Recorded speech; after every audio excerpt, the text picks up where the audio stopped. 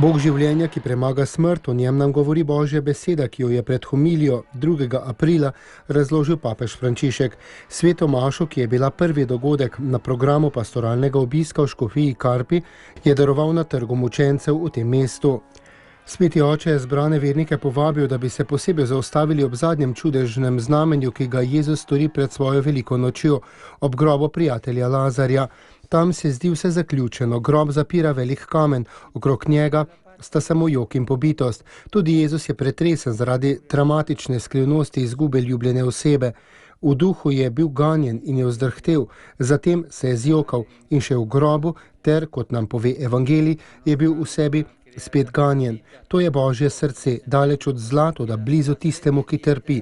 Ne naredi, da zlo čarobno izgine, temveč skupaj z njim prenaša trpljenje, ga vzame za svojega in preoblikuje tako, da se nastani v njem.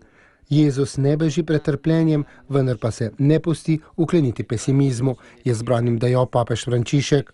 Ta je še vse povabil, da naj se ne pustimo ukleniti skušnjavi, da bi ostali sami in pobiti, ter bi se objokovali zaradi tistega, kar se nam dogaja. Ne popustimo nekoristni jalovi logiki strahu, sprijaznjenemu ponavljanju, da gre vse slabo in ni nič več, kot je bilo nekoč. To je ozračje groba. Gospod pa nasprotno želi odpreti pot življenja, pot srečanja z njim, zaupanja vanj, ustajenja srca, pot tega, Vstani, vstani, pridi ven. To od nas želi Gospod, ki je poleg nas, da bi to naredili. Pred opoldansko molitvijo pa se zahvalil vsem, ki so se udeležili svete maše.